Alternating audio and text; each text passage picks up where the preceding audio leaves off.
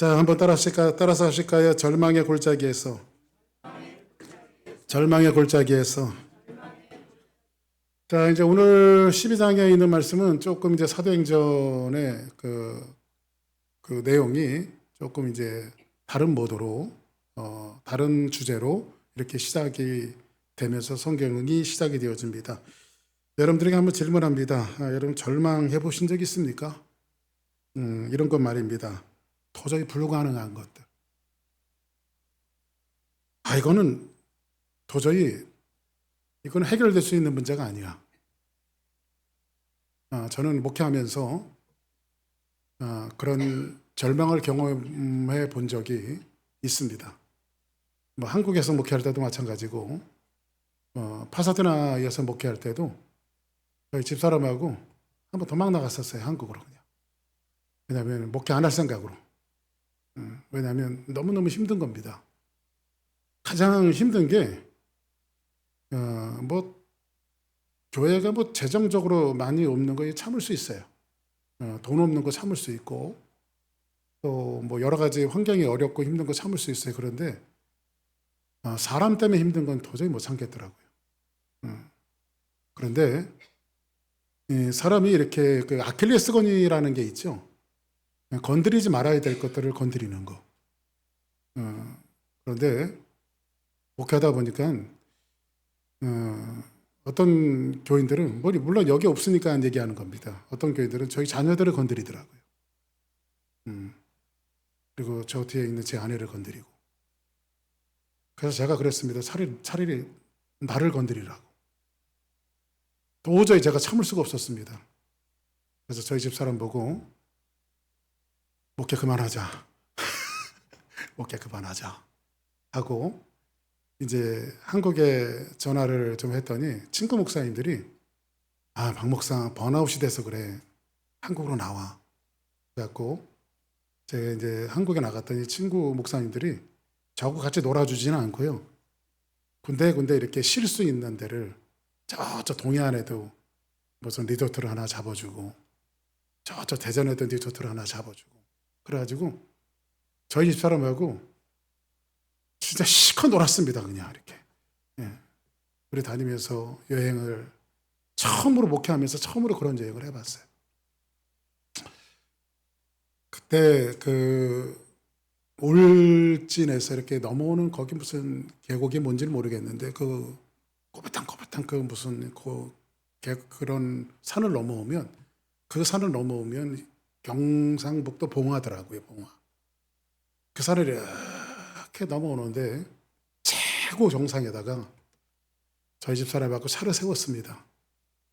근데 목회하면서 저는 처음으로 생각했던 게 뭐냐면 진짜 좀 목회하면서 한 번도 이렇게 휴가 같은 거 안식월이라든지 안식년 같은 걸 가본 적이 없습니다.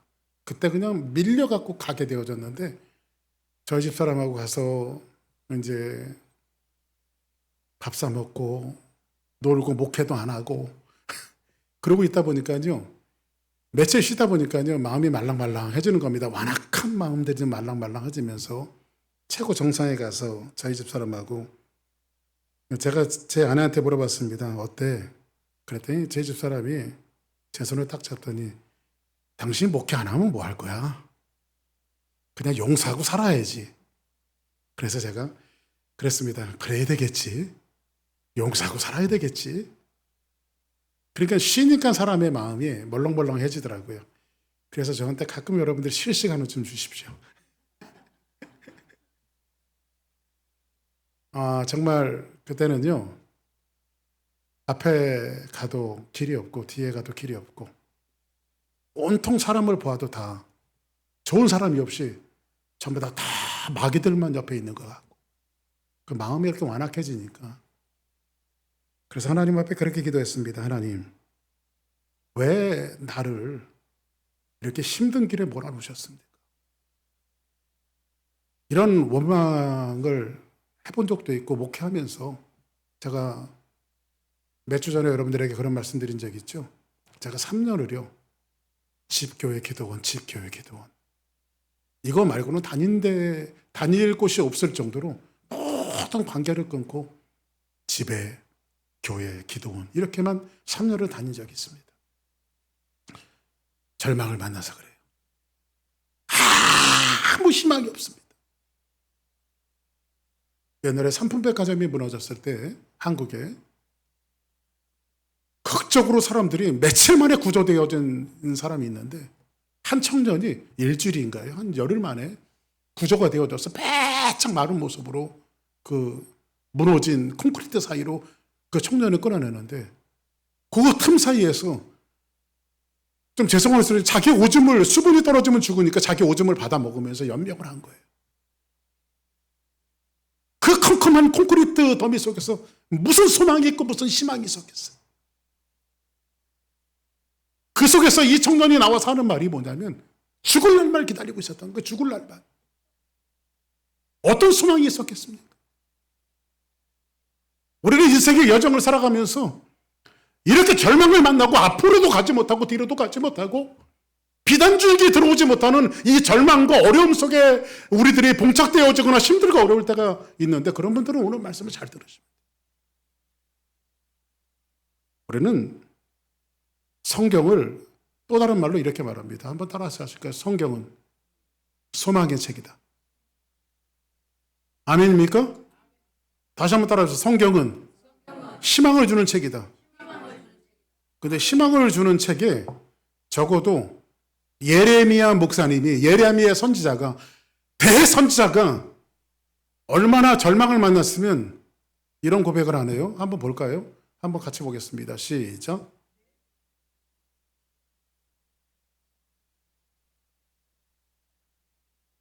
이 말은 무슨 말인지 아십니까? 예레미야가요. 얼마나 절망을 만났으면 이렇게 합니다. 차라리 태어나지 말지. 우리 고등학교 때요. 우리 큰놈이 막 야단치니까요. 응? 우리 큰놈이 그러더라고요. 왜 나를 낳냐고. 그래서 내가 저희 집사람하고 저주성 발언하자. 너 갖고 똑같은 자식 하나 나갖고 키워봐라 내가.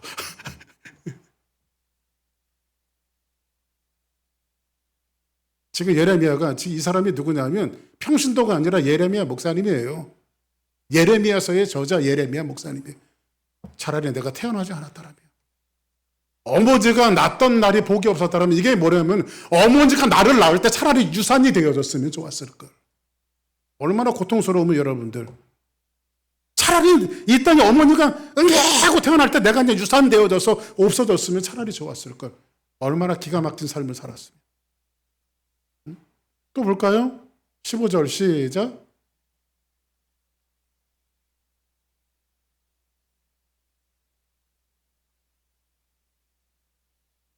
아이고 등남했습니다. 등남했습니다. 이렇게 소식을 전해주는 사람이 저주를 받았더라고요. 안 태어났으면 그 사람이 여호와께서 무너뜨리시고 후회하지 아니하신 성읍같이 되었다면 이 아침에는 부르짖는 소리, 낮에는 떠는 소리를 듣게 하였다면 좋을 뻔하였더라. 17절 볼까요? 시작. 내 어머니를 내 무덤이 되지 않게 하셨으며 그의 배가 부른 채 항상 잊지 않게 하신 까닭이. 그리고 18절에 뭐라고 하는지 아십니까? 어찌하여 내가 태어나 나와서 고생과 슬픔을 보며 나의 날이 부끄러움으로 보내는가 하더라. 이 말이 적어도 성경에 나와 있는 예레미야, 그것도 예레미야 목사님, 예레미야 선지자가 하나님, 내가 왜 이 땅에 태어나서 이런 고통을 당하게 하십니까?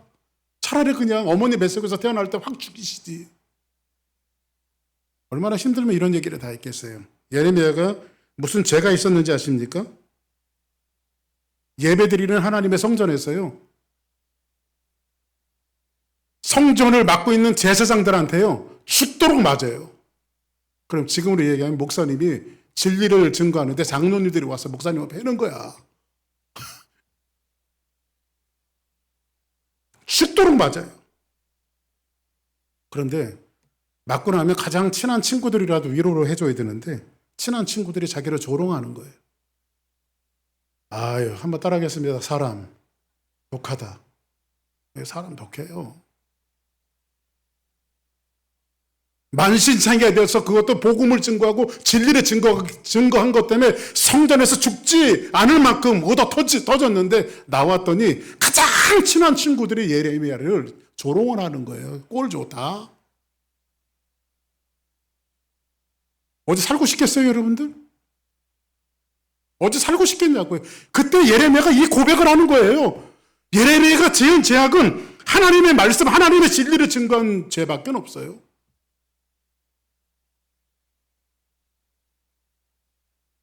누구 말 맞더나 진짜 기가 막히고 코가 막히는 겁니다. 그렇죠? 오늘 복음이 증거되어지다가 본국격인 예루살렘 교회에, 오늘 말씀이 예루살렘 교회에 어둠의 그림자가 드리워집니다. 오늘 성경의 헤롯 이야기로 시작되어지는데 12장 1절 한번 볼까요? 시작.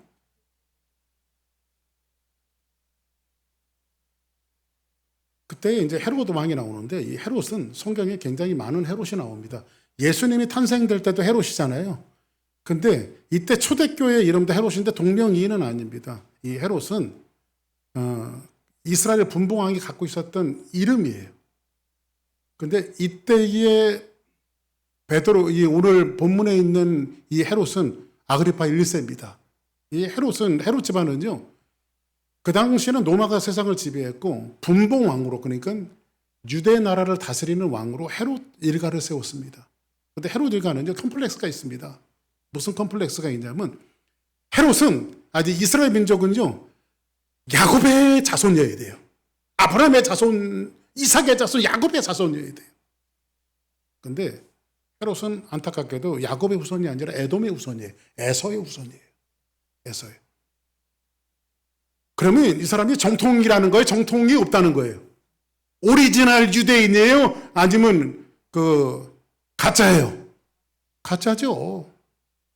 아브라함의 후손은 맞는데 야곱의 후손이 아니에요. 정통성은 누구에게 있습니까? 야곱의 후손 가운데 있지 않습니까? 근데 이 사람이, 이 일가가 어쩌다 보니까 유대 나라를 통치하는 헤롯 일가가 대를 이어서 계속해서 유대 나라를 다스리고 있습니다. 근데 아그리파 1세 헤롯이 누구의 지지를 받아야, 민중의 지지를 받아야 되잖아요. 민중의 지지를 받아야 되고, 그리고 또 이 사람은 누구에게 아부를 해야 합니까? 로마에게 아부를 해야 돼요. 그래야 자기 왕권이 계속 진행될 수 있으니까. 그래서 이 사람은요 아주 헤롯 일가는요 이중 플레이를 얼마나 잘하는지 몰라요. 로마가 그 당시에 가장 중요하게 생각했던 게 뭡니까? 헬레니즘 문화입니다. 정복의 문화입니다. 그리스 문화입니다. 그러니까는 이 헤롯은요 헬레니즘 문화를 받아들이고 정복의 문화를 받아들이고 그리스 문화를 받아들이고 헬라 철학을 숭상합니다. 그러니까는 로마가 이렇게 딱 봤을 때 유대 나라를 다스리는 헤롯이 자기 나라의 누굴에 맞게끔 나라를 다 통치하니까 이 헤롯 왕이 좋게 보이겠죠. 그죠? 근데 로마에게만 좋게 보이면 뭐합니까? 누구에게 더 좋게 보여야 돼요? 유대인들에게, 이스라엘 민족에게 좋게 보여야 되잖아요. 그러다 보니까는 이 헤롯은 어떤 일을 하냐면 하나님의 율법을 지키는 것처럼 하나님의 율법을 받아들여서 아주 율법을 철저하게 지키는 듯한, 그런데 가만히 정치를 하다 보니까 교회 안에 무슨 문제가 일어났습니다.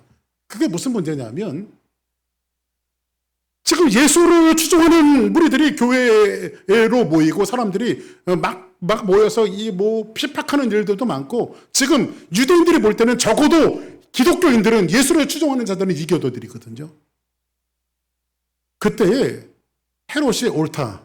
그러면 내가 이 유대인들, 이스라엘 민족에게 이 민심을 살려면 한 가지 해야 되겠다 해갖고 지금 누구를, 그때의 헤롯 왕이 손을 들어 교회 중에 몇 사람을 해하고자 합니다.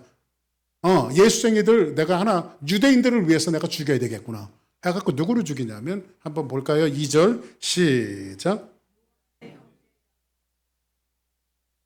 자 보세요. 요한의 형제 야고보 이렇게 이야기합니다. 성경에도 보니까요 야고보도 여러 야고보가 나옵니다. 예수님 동생도 야고보입니다. 성경에 나와 있는 야고보서는 예수님의 제자 야고보가 쓴 게 아니라 예수님 친자 동생인 야고보가 쓴 거예요. 제임스. 근데 예수님의 제자 중에도요, 두 야고보가 있었거든요. 세베대의 아들 야고보가 있고요, 알페오의 아들 야고보가 있었어요. 근데 여기에 있는 야고보는 누구냐면 요한의 형제 야고보예요. 여러분들 그거 아시죠? 성경에 보니까 예수님이 계실 때에 치맛바람이 대단했던 한 여자가 나타나죠. 예수님에게 갑니다. 예수님, 만약에 예수님이 예루살렘에 입성하셔서 이 나라의 왕이 되시거든, 내 아들 하나는 예수님의 우편에, 내 아들 하나는 예수님의 좌편에 있게 하시옵소서. 그러니까 이 말이 무슨 말이에요? 하나는 국무총리 세워주시고 하나는 비서실장 세워주시고, 응? 아주 치맛바람이 대단했던 그 요한의 형제 야고보예요. 세베대의 아들 야고보. 그 예수님이 별명을 지어주시죠. 보아너게라고 하는 말은 천둥의 아들이, 성질이 얼마나 급한지 천둥의 아들이에요. 이것들을 내가 싹쓸이 해버릴까요? 할 정도로 천둥의 아들입니다. 근데 요한의 형제 야고보를 어떻게 죽여요? 근데 여러분들 누가가 이 칼로 죽였다라고 하는 말을 성경에 슬쩍 집어넣은 것은 뭐냐면 유대인들은 법적으로 칼로 죽이지 못하게 돼 있어요. 그러면 야고보의 죽음은 합법적인 죽음이라는 거예요? 불법적인 죽음이라는 거예요? 그렇죠. 불법적인 죽음이라는 거죠. 근데 사람들이 뭐라고 말하냐면, 자 봅시다. 3절 한번 볼까요? 시작. 자 보세요. 여기 봅시다. 그러면 유대인들이 지금 누구를 죽였어요? 헤롯이 누구를 잡아다 죽였어요? 야고보를 죽였다. 요한의 형제 야고보를 죽였단 말이에요. 그러면 유대인들이 야고보를 죽인 걸 보고, 아, 예수쟁이 우두머리 하나 죽었구나. 적어도 야고보는 수제자 그룹이거든요. 그렇죠? 예수님이 어떤 기도를 하고 올라가실 때요, 베드로, 야고보, 요한 꼭 데리고 가셨거든요. 수제자 그룹의 한 사람이거든요. 근데 유대인들이 이 일로, 헤롯이 야고보를 죽인 일로 좋아했어요? 좋아하지 않았어요? 내가 예수쟁이 하나, 우두머리 하나 죽이니까 모든 국민들이 다 좋아하는구나, 이렇게 헤롯이 생각을 한 거예요. 이해되시죠? 무슨 말씀인지. 하는데 보고 누구를 잡으려는 거예요? 아, 이번에는 아주 담임 목사를 잡아다 죽여야 되겠다. 예루살렘 교회 담임 목사가 누구예요? 베드로. 이번에는 야고보 정도가 아니라 베드로를 잡아다 죽여야 되겠다. 그때는 뭐라고요? 무교절은요, 세상에 흩어져 있던 모든 유대인들이 예루살렘으로 모일 때, 그러니까는 모든 유대인들이 예루살렘으로 모일 때 베드로를 잡아다 죽이면 헤롯의 인기가 올라가겠어요? 안 올라가겠어요? 그게 여러분들 오해 없이 듣기 바라요. 정치 얘기하는 건 아니고요. 모든 정치가 여론몰이를 하면요, 이렇게 되어져요. 지금 헤롯이 여론에 의해서 사람을 죽이고 그것이 합법이냐 불법이냐를 따지는 것이 아니고, 그것이 옳으냐 그르냐, 그것이 법대로 하나님의 율법대로 맞냐, 이것을 따지는 것이 아니라 백성들의 여론에 의해서 지금 누구를 죽이려고 해요? 베드로를 잡아다 죽이려고 하지 않습니까? 여러분들 성경에 보니까요, 다수의 의견이 항상 옳았을 때가 없어요. 세상은 다수결로 모든 것들을 결정하지만요, 복음은 한 사람이 주장했고 한 분이 십자가에 못 박혀 돌아가셨고 한 분의 희생으로 말미암아 온 인류가 구원을 받았잖아요. 그렇죠? 진리는 소수가 주장하는 거였어요. 소수가. 그래서 여러분들 항상 다수를 쫓아가는 것은 그렇게 성경적이 아닙니다. 여러분들. 그때에 이제 좋아하니까 뭐라고 말하죠? 4절 한번 볼까요? 시작.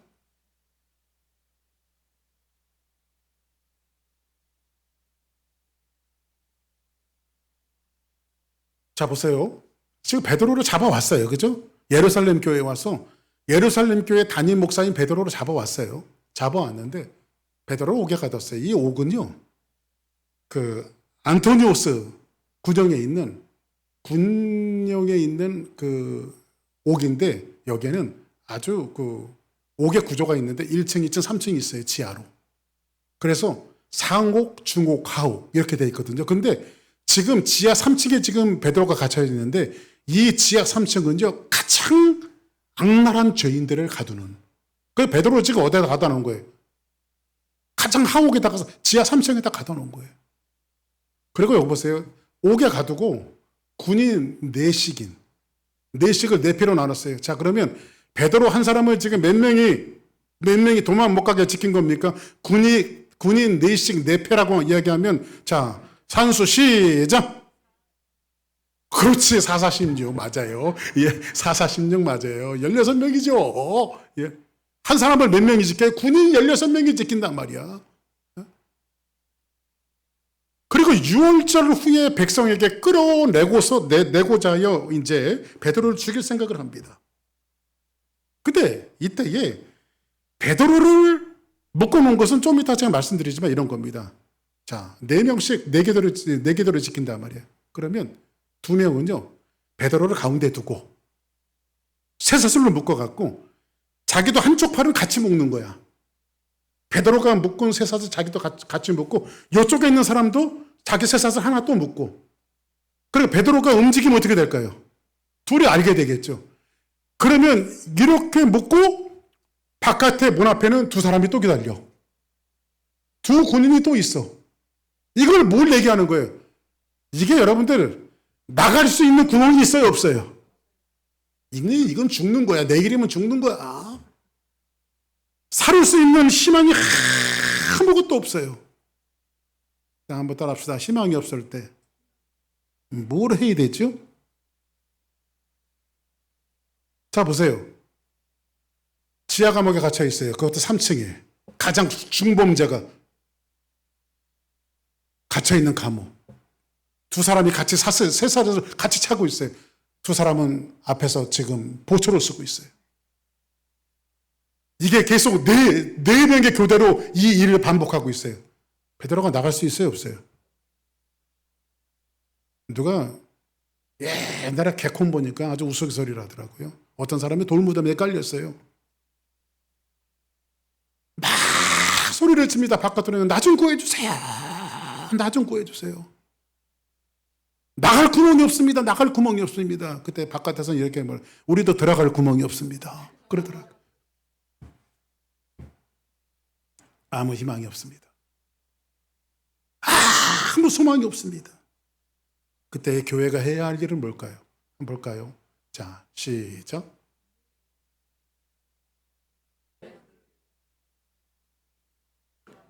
이에 베드로는 옥에 갇혔고,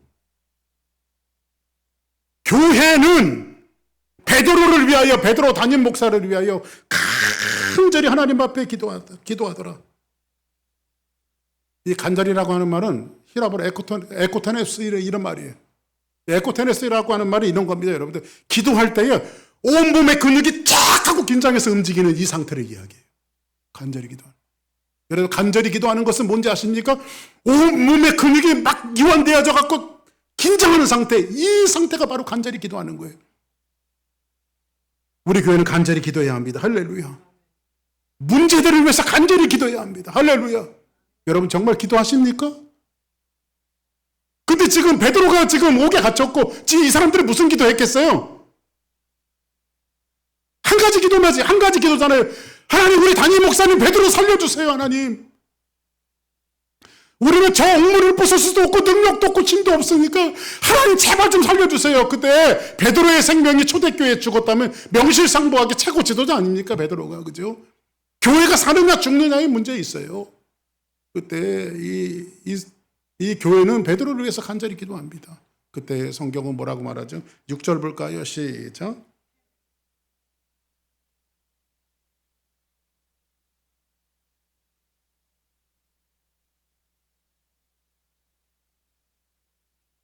맞죠? 정확하죠, 여러분들. 양쪽에 쇠사슬 묶고 파수꾼 2명은 바깥에 있고, 그죠? 나갈 수 있어요, 없어요? 그러면 바깥에서 들어올 구멍도 있어요, 없어요? 아무 들어올 구멍도 없어요. 이런 절대절명의 절망 속에서 아무것도 할 수 없다고 생각했을 때, 이때 하나님이 일하기 시작합니다. 아멘.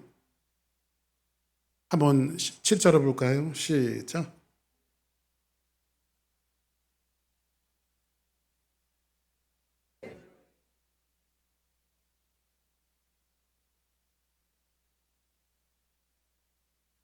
내가 아무것도 할 수 없을 때, 희망이라고는 하나도 없을 때, 희망의 빗줄기라고 그러는 한 톨도 내게 들어오지 않을 때, 이제는 죽었구나 생각할 때, 언제예요? 내일이면 베드로는 죽어야 합니다. 그때에 성경은 뭐라고 이야기합니까? 호련히. 한번 따라합시다. 호련히. 그래서 성경을 연구하다가 도대체 호련히가 뭘까 해갖고 원문을 찾아봤더니 이런 거더라고요. 한번 따라하겠습니다. 아프노. 경상도 말로 네 아프노 이렇게 외우면 됩니다. 한번 따라하겠습니다. 아프노. 예. 아프노라고 하는 히라보로 되어졌는데 이건 이런 뜻이에요. 갑자기. 기대하지도 않았는데. 한번 따라합시다. 갑자기. 기대하지도 않았는데. 혹시 여러분의 삶 속에서 절망이 있습니까? 앞으로 나가지도 못하고 뒤로 물러서지도 못하는 이 절망이 있습니까? 성경을 보시기 바랍니다. 이스라엘 민족이 430년 만에 천신만고 끝에 하나님 앞에 구원을 받아서 그들은 해방의 기쁨을 맛봅니다. 모세를 쫓아서 가나안 땅을 향해서 걸어 나오기 시작했습니다. 근데 그들을 포기하지 못한 애굽의 병사들이 다시 잡아가려고 병거를 이끌고 이스라엘 민족을 추격합니다. 36개 막 주린낭을 치는데 앞에는 홍해 바다가 있어요. 이스라엘 민족이 어떻게 합니까? 앞을 봐도 물에 빠져 죽고 뒤로 돌아보면 애굽의 병사들에게 칼에 맞아 죽게 돼 있어요. 앞에 가도 죽고 뒤에 가도 죽고. 이럴 때 여러분들 뭘 선택하겠어요? 저 같으면 이런 생각할 겁니다. 아유, 칼에 맞아 죽으면 아프니까 물에 빠져 죽자 해갖고 저는 물로 들어갈 것 같아. 그 상시에도 저는 판단을 할 것 같아. 물에 빠져 죽는 게 훨씬 낫다. 앞으로 가지 못하고 뒤로도 물러나지 못하는 절제절명의 위기 속에서 하나님이 모세의 기도를 들으시고 이렇게 말합니다. 모세가 온 백성을 향해서 이렇게 말합니다. 호련히 하나님께서 오늘날 너희에게 행하시는 일을 봐라. 그리고 너희의 뒤에 쫓아오는 저 애굽의 병사들을 너희들은 다시는 보지 못할 것이다. 할렐루야. 한번 따라합시다. 봐라. 여러분들 이 호련이라고 하는 말을 의역하면 이런 거예요. 봐라. 이제는 너희들이 할 수 없다고 생각할 때, 너희들이 아무것도 할 수 없다고 생각할 때, 주사랑교회가 아무것도 할 수 없다고 생각할 때, 여러분 자신이 아무것도 할 수 없다고 생각할 때, 하나님이 앞으로 나가지도 못하고 뒤로 나가지 못하는 절제절명의 위기라고 생각할 때, 여러분들이 손을 모든 것을 다 내려놨을 때 하나님이 이렇게 말합니다. 봐라. 이제는 내가 일할 시간이다. 할렐루야. 하나님이 일할 시간이라는 겁니다. 이제부터 봐라. 할렐루야. 저는요, 정말 힘들고 어려울 때 입버릇처럼 잘 부르던 찬양이 있습니다. 고난이 오거나 시련이 올 때, 제가 절대절명의 위기가 닥쳤을 때 하나님이 내 마음속에 이런 찬양을 주셨어요. 나 주의 믿음 갖고 홀로 걸어도, 나 주의 믿음 갖고 노래 부르네. 폭풍 구름 몰아치고 하늘 덮어도 나 주의 믿음 갖고 실망치 않네. 여러분들이 과거의 절망의 삶을 살아왔던, 아니면 지금 현재 여러분들이 앞을 가지 못하고 뒤를 가지 못한 절망의 삶을 살아왔던, 앞으로 여러분들이 살아갈 모든 삶 속에 혹시 여러분들이 절망을 만난다거든, 앞으로도 가지 못하고 뒤로도 가지 못하는 죽음만 기다리는 이런 형국이라면 그때부터는 호련히 하나님이 일하실 타임입니다. 할렐루야.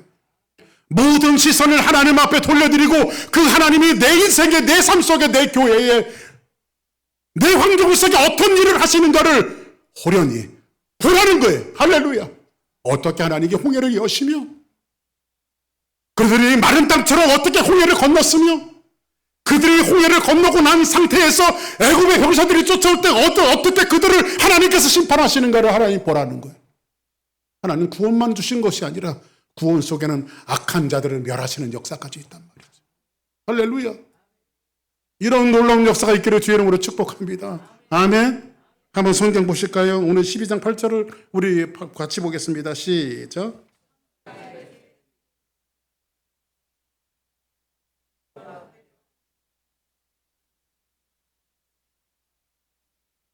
자, 천사가 이르되 띠를 띠고 이제 천사가 호련히 하나님의 역사를 대언합니다. 그리고 모든 쇠사슬이 다 끊어지기 시작합니다.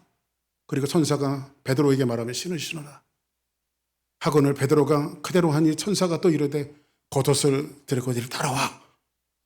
베드로는 일어납니다. 옆에 있는 이 간수들이 그것을 느끼지 못해요. 베드로가 천사를 쫓아갑니다. 할렐루야. 한번 따라 합시다. 오늘 이 시간에 하나님께서 나에게 천사를 보내주셨다. 할렐루야. 모든 결박이 놓이고 하나님의 역사가 벌어지는 놀라운 역사. 할렐루야. 그리고 9절에 볼까요? 베드로가 나와서 따라갈 때 천사가 하는 것이 생시인 줄 알지 못하고 환상을 보는 것 같더라. 할렐루야. 뭘 보는 것 같더라? 환상. 근데 실제로 있는 일이란 말이야. 한번 따라하겠습니다. 환상이 실제의 역사처럼. 할렐루야. 이런 놀라운 역사가 우리 교회와 여러분들의 삶 가운데 있기를 주의 이름으로 축복합니다. 10절 보겠습니다. 시작.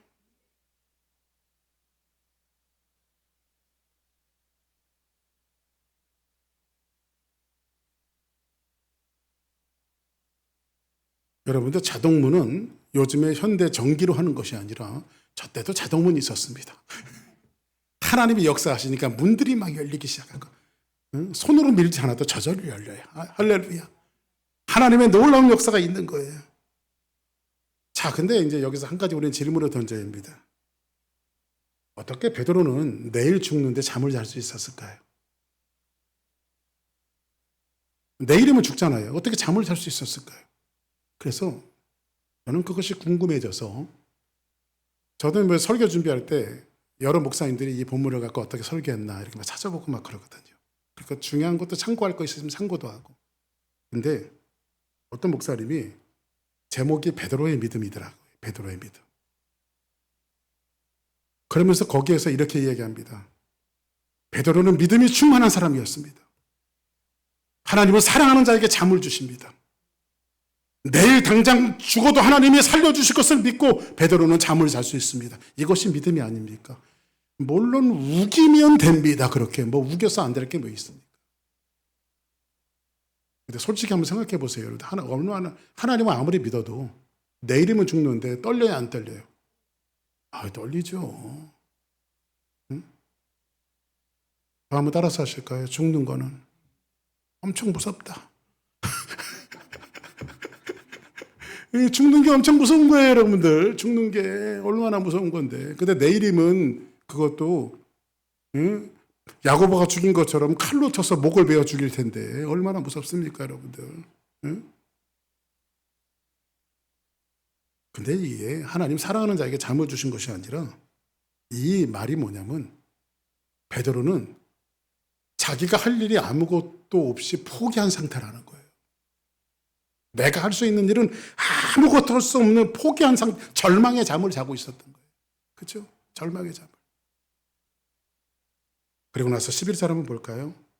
시작.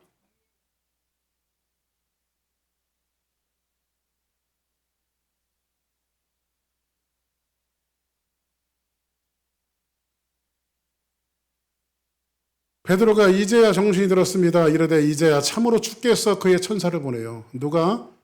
한번 따라 합시다. 주께서 그의 천사를 보내요. 할렐루야. 우리 교회에 주의 천사를 보내시는 놀라운 역사가 있기를 바랍니다. 여러분의 삶의 문제에, 절망의 문제에, 자녀의 문제에, 환경의 문제에, 물질의 문제에 주의 천사를 보내시는 놀라운 역사가 있기를 주의 이름으로 축복합니다. 할렐루야. 그의 천사를 보내어 나를 헤롯의 손과 유대의 백성의 모든 기대에서 벗어나게 한 줄을 뭐 했어요? 믿었다는 이 말은 뭐예요? 베드로가 한 줄은 아무것도 없다는 거예요. 이 모든 것들을 전적으로 하신 게 누가 하신 겁니까? 하나님이 하신 일들이에요. 한 가지 더 질문 드립니다. 자, 그러면 저는 이 본문을 읽다가 한 가지 의문점이 생겼습니다. 그 의문점은 뭐냐면 먼저 죽은 12사도 중에 첫 번째 죽은 사도가 누구예요? 아까 요한의 형제 야고보잖아요. 근데 하나님, 나도 이해가 안 됩니다. 베드로를 살려주실 이 정도의 능력이면 왜 야고보는 왜 죽이셨습니까? 야고보도 살려주시지. 그래요, 안 그래요? 우리는 성경을 보다가 이런 질문들을 굉장히 많이 만나요. 왜 야고보는 죽이고 베드로는 살려주셨나? 근데 이는 죽음에 관한 것은요, 하나님의 지혜고 하나님의 뜻, 하나님의 섭리입니다. 자, 그러면 이렇게 제가 질문할게요. 죽은 사람은 저주받은 것이고 산 사람은 축복받은 사람입니까? 그렇죠? 대답을 굉장히, 우리 교회가 굉장히 수준이 많아졌어요. 제가 보니까. 예? 죽은 사람은 저주받은 사람이고 산 사람은 축복받은 사람이냐고요. 아니죠. 예? 사실은요, 여러분들, 우리가 장례식장에 가보면요, 막 애도하면서 막 울잖아요. 애도하면서 막 울잖아요. 근데 사실 산 사람이 울 게 아니라 돌아가신 분이 거꾸로 일어나서 우리를 위해서 울어야 돼요. 불쌍한 놈들. 이렇게 이야기하고. 왜냐하면요, 저희 아버지가요, 6.25 참전 용사거든요. 아십니까? 제가 국가유공자라는 거. 근데 저희 아버지가 총알에 이렇게 맞아갖고요. 총알에 맞아갖고 이렇게 어깨 구멍이 이렇게 뚫렸어요. 이제 이런 것들이 참작이 돼서 국가유공자가 되셨는데, 저희 아버지가 사시면서 약주 한 잔 드시면요, 아이 참, 왜요 아버지? 그랬더니, 야, 안 될 때는 뭐가 안 되더라. 왜요 아버지? 그랬더니, 내가 군대 가갖고 제대할 때가 이제 얼마 남지 않았는데 6.25가 터진 거 아니냐. 6.25가 터져갖고 제대도 못하고요, 몇 년 동안 전쟁했다는 거예요. 그러니까 아버지 여기에 총 맞은 거다 이거. 응? 제대했으면 총 안 맞았을 텐데. 여러분, 실제로 있었던 건데요, 옛날에요, 북한에서요, 박정희 대통령의 목을 따겠다고요, 무장공비를 내려보냈었어요. 예? 김신조, 아시죠? 김신조. 나중에 그 사람 생존해갖고 나중에 목사가 돼갖고 이제 얼마 전에 돌아가셨는데, 예? 그 일이 딱 터지니까 어떤 사람이요, 나는 전역을 명받았습니다 하고 전역을 하고 이제 예비군복을 입고 전역을 하는 거예요. 근데 위병소를 나서는데 그 일이 터지니까 다시 뺏겼어요. 제대하지도 못하고 다시 들어와서 나라를 지켜야 되니까. 이게 뒤로 자빠져도 코가 깨졌다는 소리입니다, 이게. 자, 그러면 군대 갔다 오신 남자분들만, 여러분들, 제대한 사람이 축복 있는 사람이에요? 아니면 군대 생활하는 사람이? 여러분들, 군대 생활하다 보면요, 제대를 했는데도요, 한동안 악몽에 시달리는 게 있거든요. 저도 30개월 만기 제대했거든요, 하사로. 응? 30개월. 남이 30개월이라고 여러분들 그렇게 보지 말고, 요즘에는 18개월이더라고. 30개월 제가 군대 생활을 했는데요, 제대를 딱 했는데요, 한 5년 동안 악몽에 시달리는 것 같아요. 왜냐하면 군대로 다시 끌려가는 꿈을 꿔 자꾸. 그래서 여러분들, 군대는 가고 싶지 않은 데가 군대잖아요. 그렇죠? 가고 싶지 않은 곳이. 그래서 군대 생활하다 보면 항상 얘기하는 게 있습니다. 세상은 거꾸로 가도 국방부 시계는 돌아간다. 제대 날짜를 기다리는 거죠. 응? 제대 날짜를 기다리는. 이 말이 무슨 말이냐? 여러분 보세요. 제대한 사람이 축복 있는 사람이에요? 아니면 군대에 남겨진 사람이 축복 있는 사람이에요? 제대하는 거죠, 그죠? 제대하는 사람이. 자, 그러면 묻습니다. 죽은 사람이 축복 있는 사람이에요? 산 사람이 축복 있는 사람이에요? 그렇게 따지자면, 그러니까 죽은 사람이 일어나서 우리를 위해서 대신 울어줘야 돼. 그죠? 죽은 사람이 우리를 위해서 대신 일어나요. 저는 딱 두 가지로 생각을 했어요. 첫 번째로는 뭐냐면 이겁니다. 저는 솔직히 지금 죽으면 하나님 앞에 가서 너무 창피할 것 같아. 벌거숭이 구원을 받을 것 같아. 구원은 간신히 받는데 하나님 앞에 뭐 내세울 게 하나도 없을 것 같아요, 제가. 그래서 저는 하나님 앞에 가끔 기도할 때 그렇게 기도합니다. 하나님이 제 목숨을 취하실 때는 가장 하나님 앞에 영광 돌릴 때, 그때 제 목숨을 탁 취하면 제가 목에 기부서가 하나님 저 왔어요 하면서 가게요. 근데 지금 구원을 받으면 하나님 앞에 너무 죄송할 것 같아요. 그래서 하나님이 박규석이를 이 땅에 살려주신 것은 아직 나를 깎고 만들어 가라고 하나님 저를 살려주신 거예요. 왜? 야고보는 하나님께서 초대교회에 그의 죽음을 통해서 12사도의 첫 번째 제자의 순교자를 통해서 하는 영광을 받으셨을 것 같아요. 그런데 베드로를 남겨놓으신 것은 뭐냐면 아직도 베드로가 깎여져야. 두 번째로는 베드로가 초대교회에 그 교회에 아직 사명이 남겨져 있기 때문에 그래요. 할렐루야. 그러니까 이거는 누가 죽고 누가 사는 것에 대해서 여러분들, 누가 축복받고 누가 저주받았다, 우리는 이렇게 생각해서는 안 됩니다. 오늘 다시 한번 말씀을 봅니다. 자, 5절 한번 봅시다. 12장 5절 시작.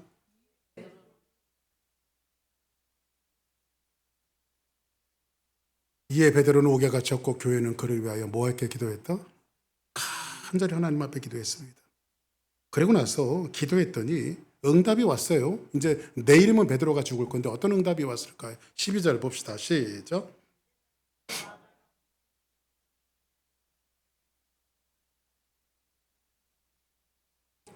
이제 베드로가 깨닫고 마가라 하는 요한의 어머니 마리아의 집에 지금 베드로가 간 겁니다. 근데 여러 사람들이 거기서 뭐 하고 있어요? 기도의 목숨을 걸고 있어요. 그렇죠? 기도의 목숨을 걸고 있어요. 이들이 오직 한 가지 기도는 뭐였을까요? 한번 따라합시다. 베드로 목사님을 살려주세요. 이 기도했을 거잖아요. 그죠? 자, 그때 베드로가 가서 이제 어떻게 하냐면 13절 볼까요? 베드로가 대문을 두드립니다. 두드려요. 그때에 노대라 하는 여자아이가, 노대가 아니고 노대입니다. 노대라 하는 여자아이가 누구세요? 하고 영접하러 나간 겁니다. 밖에서 노크 소리가 들리니까. 그렇죠? 노크 한 사람은 누구예요? 베드로죠. 그때에 베드로의 음성인 줄 알고, 아, 너 노대구나. 나 담임 목사님이야. 베드로야. 하니까 베드로의 음성이 들렸어요? 안 들렸어요? 들렸죠? 들렸더니 기뻐서 문을 얼른 열어줘야 되는데 너무 기뻐갖고 문을 열지도 않고, 이 기쁜 소식을 누구한테 전하려고, 기도하는 분들한테 전하려고 미처 열지 못하고 달려가서 말하되, 아유, 집사님들, 장로님들, 권사님들, 베드로 목사님 오셨어요. 베드로 목사님 문 밖에 서 있습니다. 지금 우리 베드로 목사님이 어떤 일인지 오셨어요. 이 기쁜 소식을 전하니까 사람들의 반응을 보십시오. 기도하던 사람들의 반응 어떻을까요? 자, 1번 축하했다. 2번 호두갑을 떴다. 3번은 야, 그런 일은 있을 수 없어. 몇 번일까요? 보세요. 그들이 말하되, 야, 너 미쳤냐? 그렇죠? 야, 너 미쳤냐?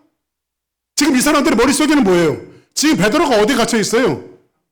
그거 다 옥에 갇혀 있어요. 16명이 지키고 있어요.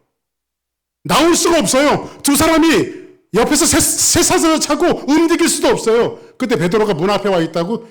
얘가 기어코 미쳤구만, 미쳤어. 이 사람들이 지금 뭐 하던 사람이에요? 이게 우리 모습이에요. 기도했는데도 응답을 갖고 오면 드디어 미쳤구만.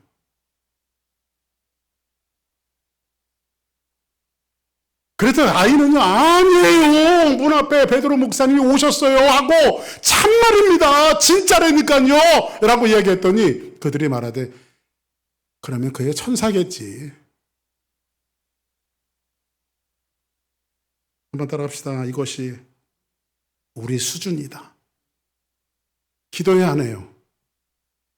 하나님, 오늘 밤에 하나님께서 위대한 역사를 주실 줄 믿습니다. 믿습니다. 내 절망의 상황을 하나님 역전해서 기쁨으로 주실 줄 믿습니다. 우리 열심히 기도해요. 그리고 집에 가갖고는 하나님 앞에 뭐라고 해요? 그런 일이 있을 수 없어. 우리의 마음을 또 다 잡잖아요. 그렇죠? 기도할 때 다 잡는 마음하고 불신할 때 다 잡는 마음하고는 달라요. 우리가.